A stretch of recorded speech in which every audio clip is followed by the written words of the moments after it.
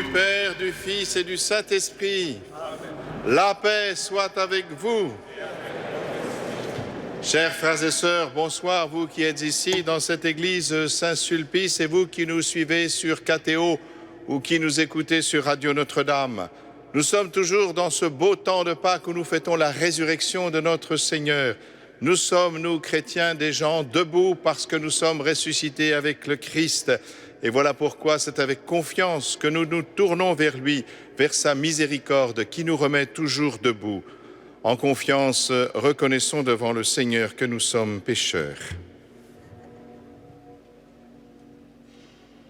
Je confesse à Dieu Tout-Puissant, je reconnais devant mes frères que j'ai péché en pensée, en parole, par action et par omission. Oui, j'ai vraiment péché. C'est pourquoi je supplie la Vierge Marie, les anges et tous les saints, et vous aussi, mes frères, de prier pour moi, le Seigneur. Que Dieu Tout-Puissant nous fasse miséricorde, qu'il nous pardonne nos péchés et nous conduise à la vie éternelle.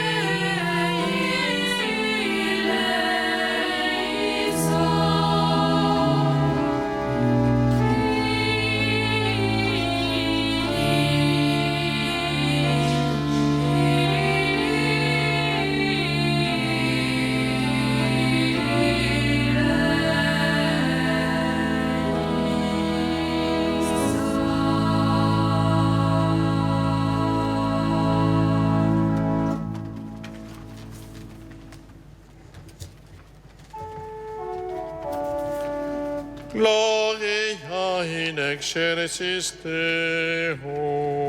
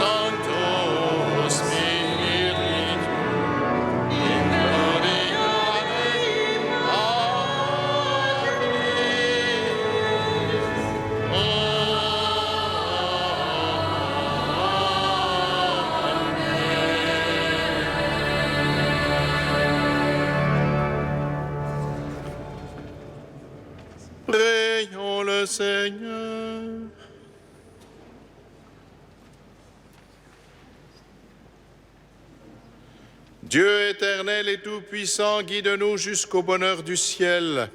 Que le troupeau parvienne, malgré sa faiblesse, là où son pasteur est entré victorieux, lui qui vit et règne avec toi dans l'unité du Saint-Esprit, maintenant et pour les siècles des siècles. Amen.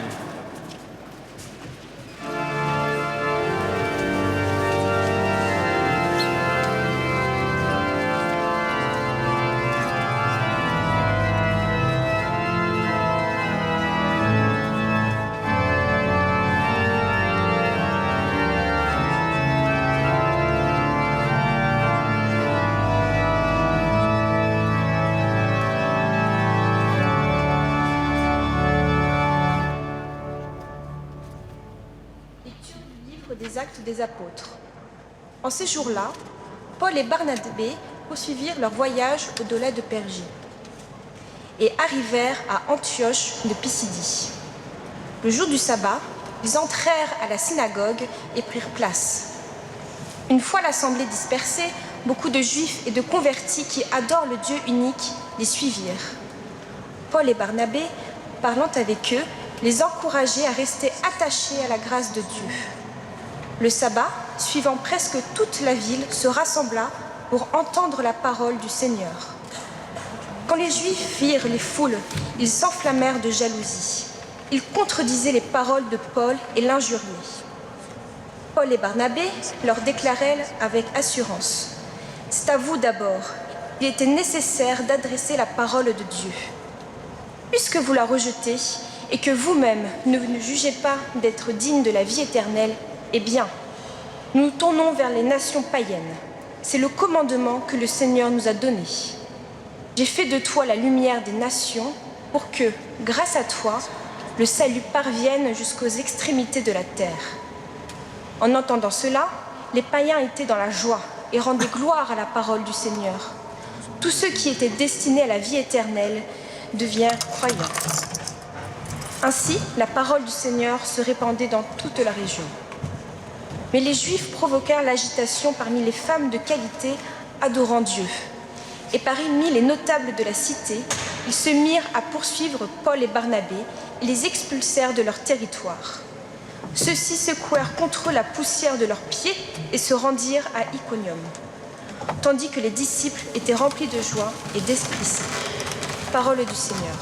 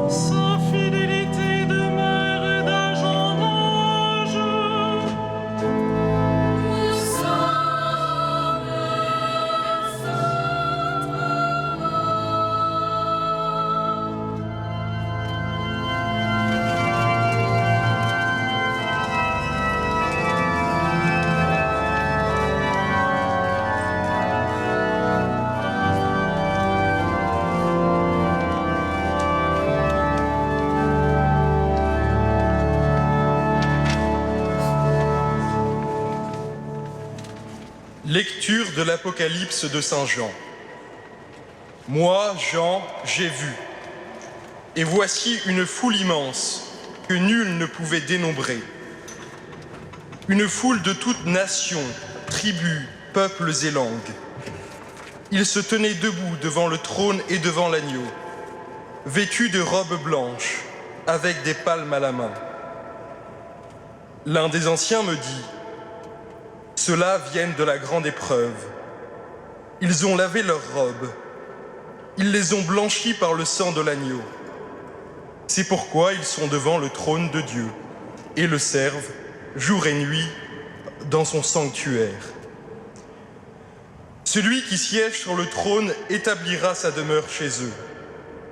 Ils n'auront plus faim, ils n'auront plus soif, ni le soleil ni la chaleur ne les accablera, puisque l'agneau qui se tient au milieu du trône sera leur pasteur, pour les conduire aux sources des eaux de la vie. Et Dieu essuiera toute larme de leurs yeux.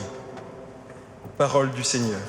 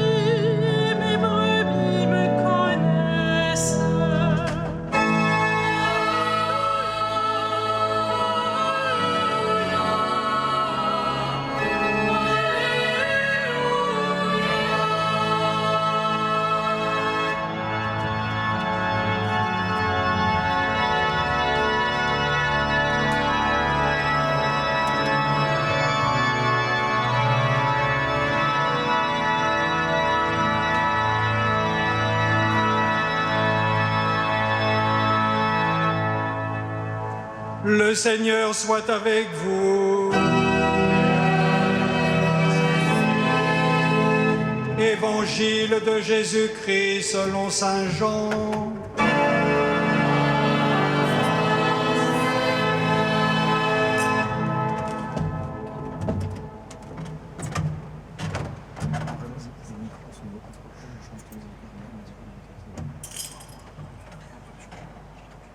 En ce temps-là, Jésus déclara, « Mes brebis écoutent ma voix, moi je les connais et elles me suivent.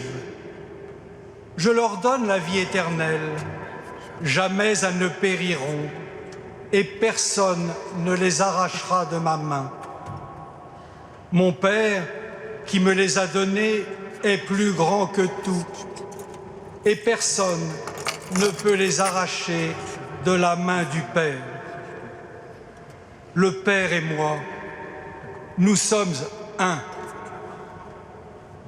Acclamons la parole de Dieu.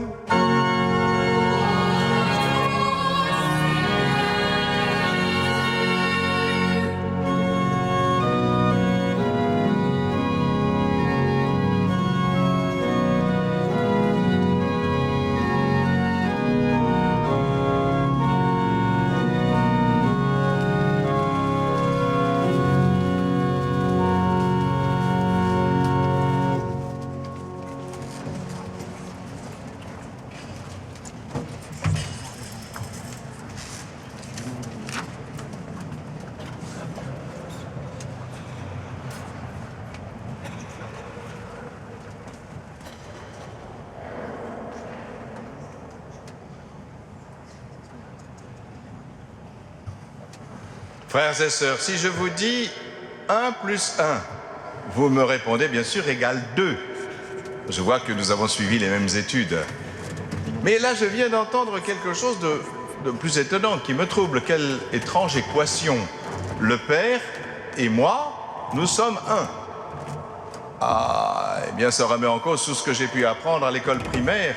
Et j'avoue que ça sape les fondements même de mon savoir en mathématiques. Qu'est-ce que cela veut dire? Allez, continuons à réfléchir. Vous remarquez que j'ai 5 doigts. Très bien, vous êtes très observateur. J'ai 5 doigts, mais je n'ai qu'une seule main. Ah, eh oui. Pourquoi donc? Eh bien, parce que les 5 doigts sont unis. Parce que les 5 doigts sont unis, eh bien, je n'ai qu'une seule main. Eh bien, voilà, c'est cela que cela veut dire. Le Père et moi, nous sommes un. Le Père et Jésus ne sont qu'un parce qu'ils sont unis. Non pas par une structure anatomique, comme ma main, mais par quelque chose d'autre, de plus important que la structure anatomique. Ils sont unis par l'amour. Et l'amour, ce n'est pas rien en Dieu. L'amour, ce n'est pas en Dieu un sentiment quelconque, comme en nous, la tendresse, le désir, ou quelque chose d'un sentiment humain. Non, l'amour. L'amour, c'est une personne. Parce que tout simplement, l'amour, c'est la substance même de Dieu. L'amour est une personne divine parce que c'est la substance même de Dieu que de se donner, et cela s'appelle bien sûr l'Esprit Saint. Eh oui. Le Christ nous a appris ce qu'était l'amour, c'est le don total de soi. Il n'y a pas de plus grand amour que de donner sa vie pour ceux qu'on aime. Eh bien, voilà ce qui se passe en Dieu. Le Père se donne entièrement dans l'engendrement de son Fils. Et voilà pourquoi Jésus peut dire, le Père et moi, nous sommes un. Et le Fils se donne entièrement dans sa filiation en étant le Verbe qui exprime le Père. Il est le Verbe de Dieu. Voilà pourquoi il dit à Philippe, celui qui m'a vu a vu le Père. Voilà, frères, ce qui nous permet de comprendre ce mystère qui nous est révélé par le Christ, le Père et moi, nous sommes un. Il est important de le traduire de manière juste, parce que si vous avez été des fois sollicité par les témoins de Jéhovah, ça peut arriver, hein. La traduction de leur Bible, qui n'est pas tout à fait exacte, enfin qui ne traduit pas la Bible originelle en grec, c'est « le Père et moi, nous sommes ensemble », ce qui ne veut pas du tout dire la même chose. Non, c'est bien « le Père et moi, nous sommes un ». Comment comprendre sinon le mystère véritable de Dieu? Et comment comprendre cet Esprit Saint qui nous est envoyé, puisque le Christ nous le promet, je vous enverrai l'Esprit Saint d'auprès du Père. Et c'est pourquoi, et c'est ainsi que nous répondons à notre vocation. Parce que c'est dans le don de soi-même par amour que nous entrons à notre tour dans la communion divine. Et que nous entrons tout spécialement, évidemment, dans la vie éternelle, qui est constitutive de Dieu. C'est pourquoi Jésus vient d'affirmer dans l'Évangile, « Mes brebis, je leur donne la vie éternelle ». Et c'est comme cela que nous entrons dans la vie éternelle, quand nous sommes capables d'accueillir cet amour qui ne sait que se donner et que nous arrivons, grâce à l'Esprit Saint, à aimer véritablement en donnant le tout de notre vie. Et c'est cette communion d'amour qui est la vocation de tout baptiser, de tout baptiser. C'est cela que Jésus appelle ses brebis. Et cela est vrai dans toutes les formes de vie. Nous le savons bien dans le mariage sacramentel, l'homme et la femme ne font qu'une seule chair. Jésus le rappelle, c'est dans le livre de la Genèse, bien sûr, l'homme quittera son père et sa mère, s'attachera à sa femme et tous deux ne feront qu'une seule chair. Jésus le rappelle d'ailleurs aux pharisiens qui viennent l'interroger quand il s'agit de savoir si on peut renvoyer sa femme pour n'importe quel motif. Vous êtes dans l'erreur. Tous deux ne font qu'une seule chair. Et il insiste même en disant, eh bien, ce que Dieu a uni, que l'homme ne le sépare pas, il s'agit bien d'un acte divin. La capacité de se donner totalement par amour, c'est un acte divin, mais que nous accueillons en nous. Nous en avons la capacité. Nous avons été baptisés pour cela, c'est notre vocation. Il n'y a pas d'autre vocation. Et c'est ainsi que nous rentrons dans la communion divine et donc dans la vie éternelle. Puisque dès que nous sommes en communion avec Dieu, nous sommes déjà dans la vie éternelle. Et puis, c'est vrai non seulement dans le mariage, mais dans toute vie, même une vie solitaire. Même une vie solitaire qui n'est pas choisie quand elle est ordonnée à l'offrande de soi par amour. Aujourd'hui, vous le savez, c'est la journée des vocations. Et vocations sacerdotales et religieuses. Toutes ces formes de vie consacrée où le don de sa vie se fait par amour exclusif de Dieu pour servir tous ses frères humains. Oui.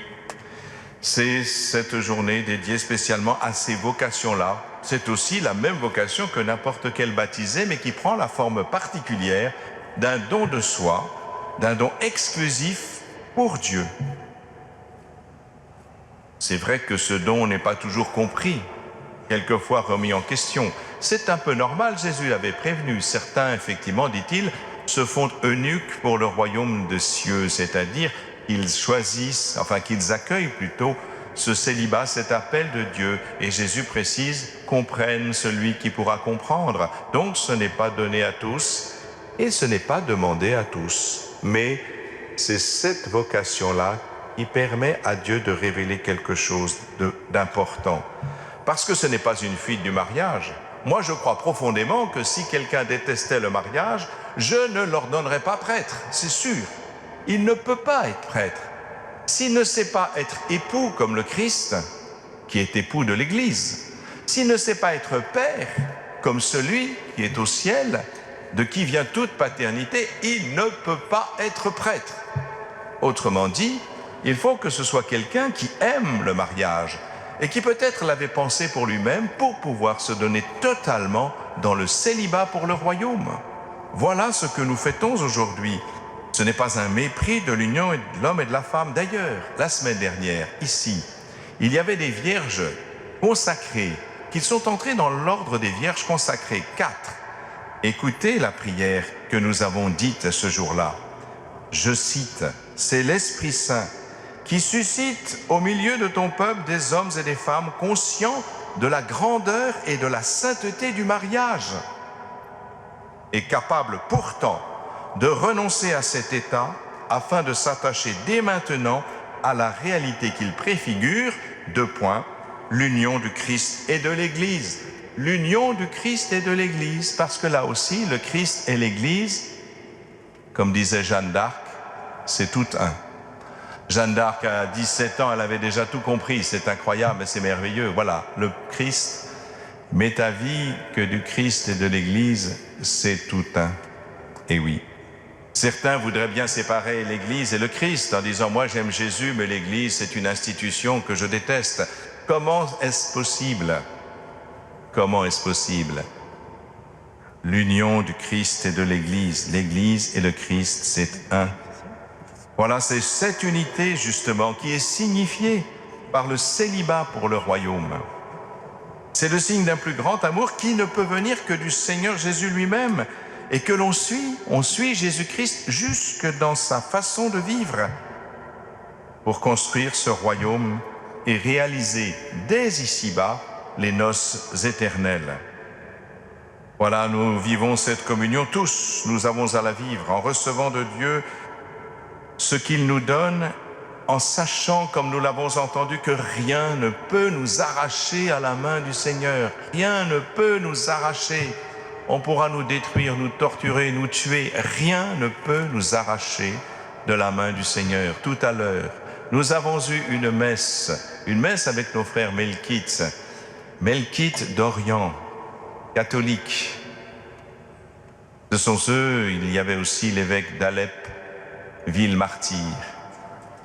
Voilà, ces chrétiens savaient que rien, même pas Daesh, ne peut les arracher de la main du Seigneur. Et ils en témoignent aujourd'hui. Voilà un exemple pour nous qui avons si peur de choses subalternes. Voilà des gens qui nous apprennent à rester debout, comme le Christ ressuscité. Et je rappelle simplement cette prière que le prêtre fait à l'autel juste avant de communier lui-même, pour bien montrer que rien ne peut nous arracher à la main du Seigneur parce que nous ne faisons qu'un avec lui. Cette prière, c'est celle-ci: Seigneur Jésus, fais que jamais je ne sois séparé de toi.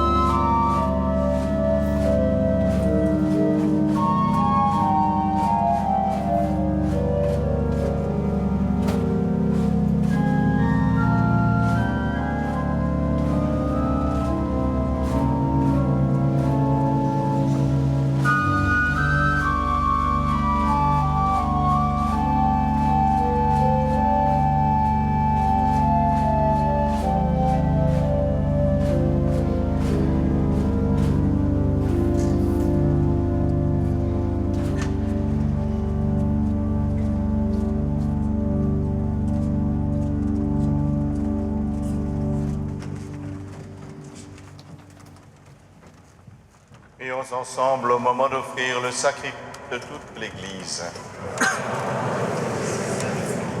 Donne-nous, Seigneur, de te rendre grâce toujours par ces mystères de Pâques. Il continue en nous ton œuvre de rédemption. Qu'il nous soit une source intarissable de joie par Jésus, le Christ notre Seigneur. Le Seigneur soit avec vous. Élevons notre cœur. Rendons grâce au Seigneur notre Dieu.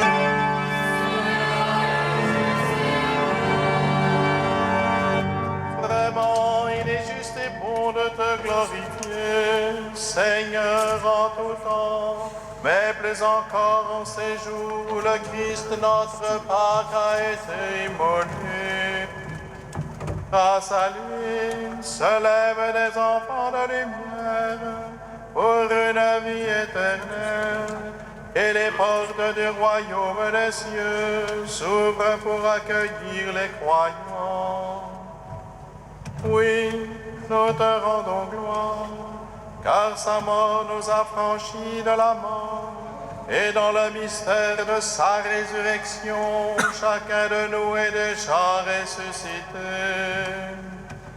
C'est pourquoi le peuple des baptisés, rayonnant de la joie pascale, exulte par toute la terre, tandis que les anges dans le ciel chantent sans fin l'hymne de ta gloire.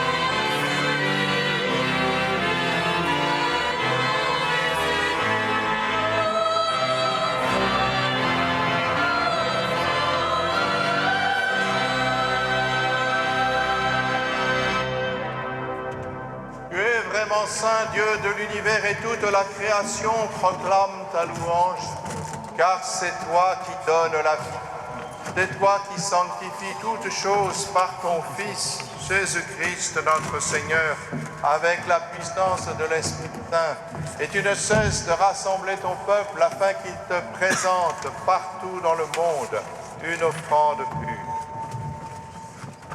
C'est pourquoi nous voici rassemblés devant toi, et dans la communion de toute l'Église, en ce premier jour de la semaine, nous célébrons le jour où le Christ est ressuscité d'entre les morts. Par lui, que tu as élevé à ta droite, Dieu Tout-Puissant, nous te supplions de consacrer toi-même les offrandes que nous apportons. Sanctifie-les par ton Esprit, pour qu'elles deviennent le corps et le sang de ton Fils, Jésus-Christ notre Seigneur, qui nous a dit de célébrer ce mystère.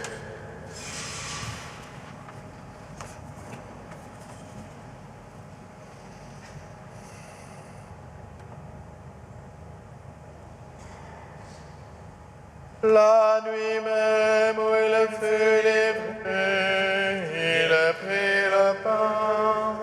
En te rendant grâce, il l'a béni, il l'a rempli, et le donna à ses disciples en disant: prenez et mangez-en tous, ceci est mon corps livré pour vous.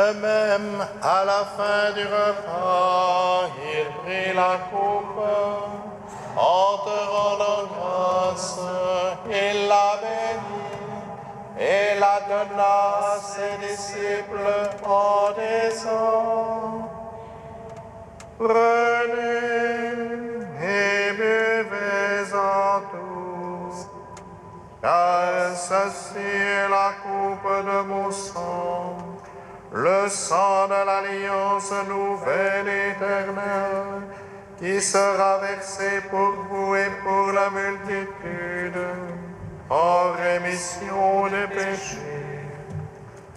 Vous ferez cela en mémoire de moi.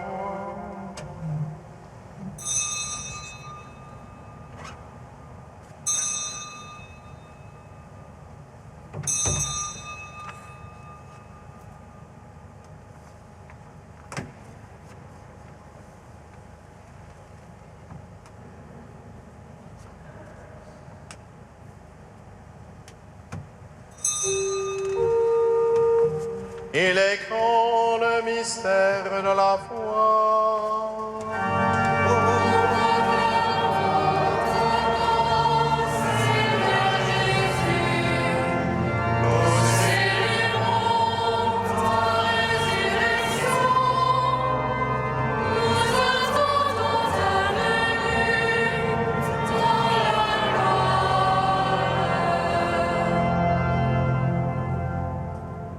En faisant mémoire de ton Fils, de sa passion qui nous sauve, de sa glorieuse résurrection et de son ascension dans le ciel, alors que nous attendons son dernier avènement, nous présentons cette offrande vivante et sainte pour te rendre grâce. Regarde, Seigneur, le sacrifice de ton Église et daigne y reconnaître celui de ton Fils qui nous a rétablis dans ton alliance. Quand nous serons nourris de son corps et de son sang et remplis de l'Esprit Saint, accorde-nous d'être un seul corps et un seul esprit dans le Christ. Que l'Esprit Saint fasse de nous une éternelle offrande à ta gloire, pour que nous obtenions un jour les biens du monde à venir auprès de la Vierge Marie, la bienheureuse Mère de Dieu, de Saint Joseph, son époux, avec les apôtres, les martyrs et tous les saints qui ne cessent d'intercéder pour nous. Et maintenant, nous te supplions, Seigneur, par le sacrifice qui nous réconcilie avec toi, étends au monde entier le salut et la paix. Affermis la foi et la charité de ton Église au long de son chemin sur la terre, veille sur ton serviteur le pape François et notre évêque Michel, l'ensemble des évêques, les prêtres, les diacres et tout le peuple des rachetés. Écoute les prières de ta famille assemblée devant toi et ramène à toi, Père très aimant, tous tes enfants dispersés.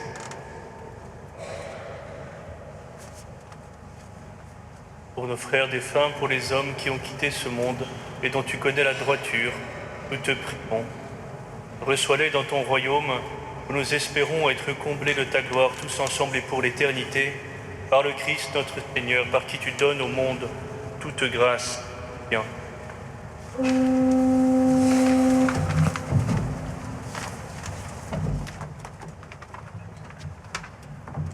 Par lui, avec lui et en lui.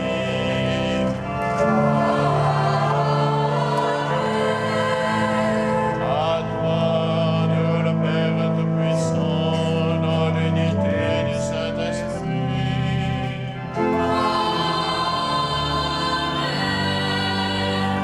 Toute honneur et toute gloire pour les siècles et les siècles.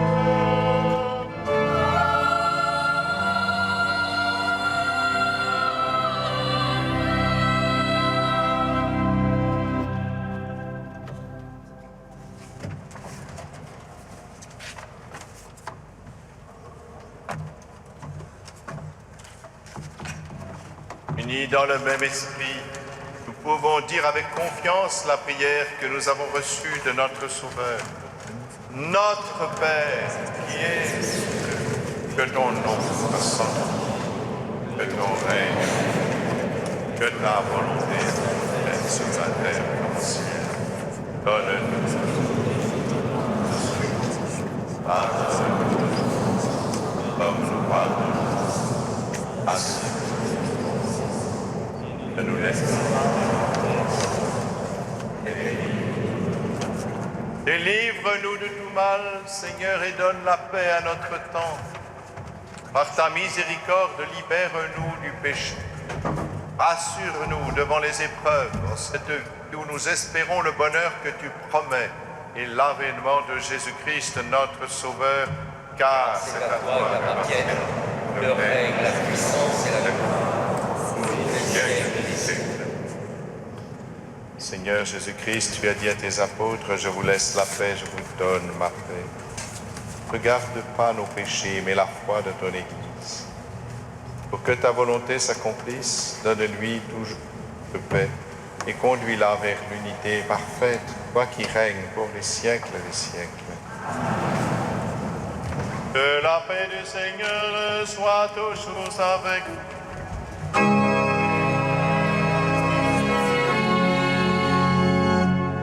Frères et sœurs, dans la charité du Christ, donnez-vous sa paix.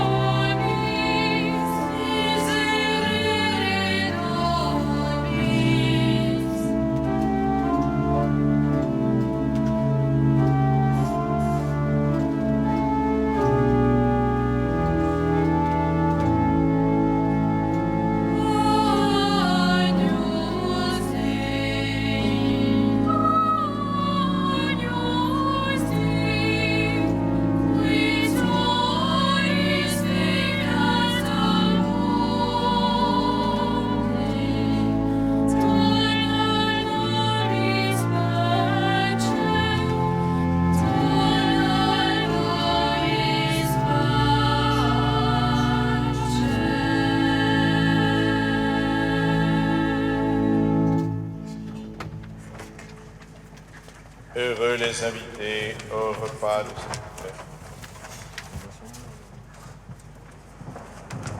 Voici l'agneau de Dieu qui enlève le péché du monde. Seigneur, je ne suis pas digne de son nom. Mais seulement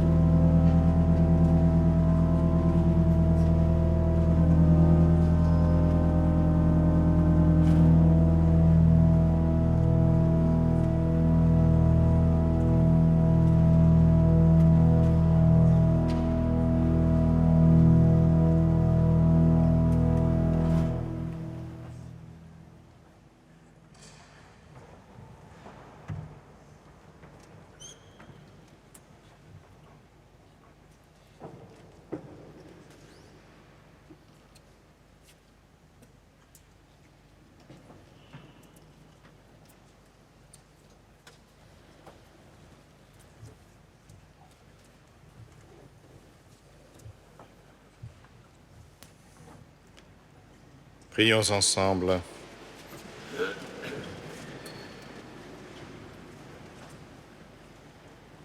Père Tout-Puissant et Pasteur plein de bonté, veille sur tes enfants avec tendresse.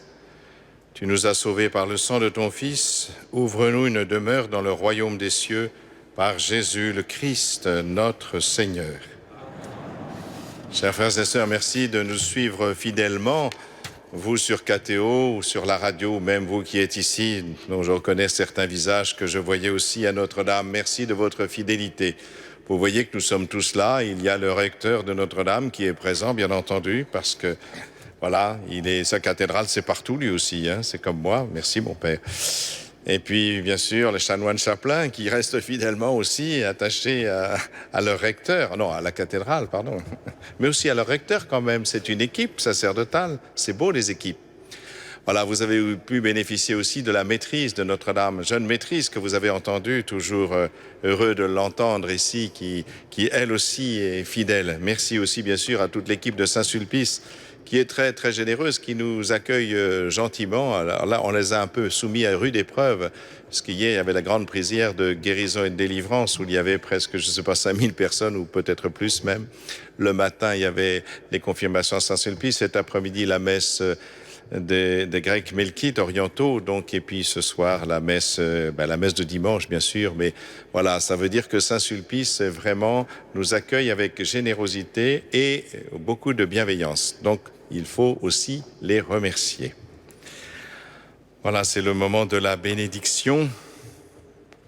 Je ne sais pas s'il y a des annonces, comme il n'y a pas de curé maintenant, il n'y a plus d'annonces. Hein. Pourtant, il se passe des choses, je vous promets.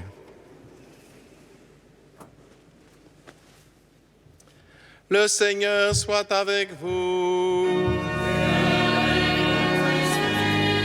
Que Dieu Tout-Puissant vous bénisse, le Père, le Fils et le Saint-Esprit. Allez dans la paix du Christ.